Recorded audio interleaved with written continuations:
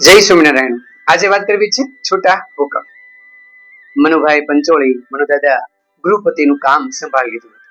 નાના ભાઈ ભટ્ટ પાસેથી એમને ઘણી બધી પ્રેરણા મળી હતી। નાના નાના કામ એ કરવા લાગ્યા હતા।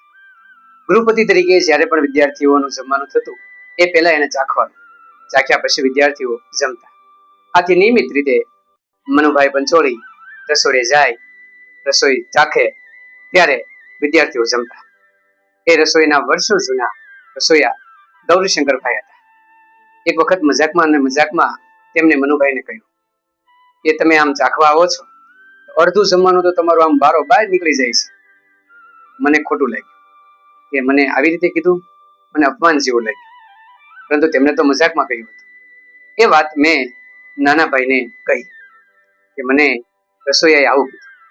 તરત જ નાના ભાઈએ કાગળ કાઢ્યો, હુકમ લખ્યો અને કીધું કે આજથી ગૌરીશંકરભાઈ છૂટા, રસોઈયામાં આપણે એને જોઈએ નહીં। મને નવાઈ લાગી કે મજાકમાં કીધું ને મારથી કહેવાય ગયું, આ તો છૂટા કરી દીધા। આખી સંસ્થામાં ઘણા બધાએ મને કીધું કે આ વાત તમારે નહોતી કરી। હરભાઈએ પણ કીધું કે જો વાત મને કરી હોત તો આપણે સીધી વાત ગૌરીશંકરભાઈ સાથે કરત અને મજાકમાં તમને કીધું હશે। ત્યારે મને પણ થયું કે આ વાત મેં મનુદાદાને નાના ભાઈને ન કરી હોત તો સારું, પરંતુ હવે શું થાય? તરત જ એમને છૂટા કરી દીધા અને મેં એમને જઈને કીધું કે મારી ભૂલ થઈ ગઈ, મેં તમને વાત કરી અને આપણી સંસ્થામાં તો કોઈને આપણે સજા નથી કરતા। ત્યારે નાના ભાઈએ કીધું કે વિદ્યાર્થી ભણતા હોય ને ત્યારે આપણે સજા નથી કરતા, કારણ કે શીખે એની ભૂલ પડે એને આપણે સજા નથી કરતા।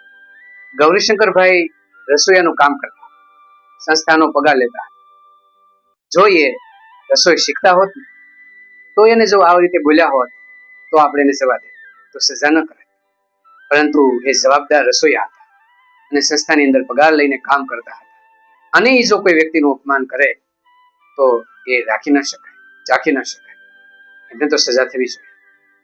માટે એ હંમેશને માટે એ કામ નહીં કરે। સમજ્યા તમે?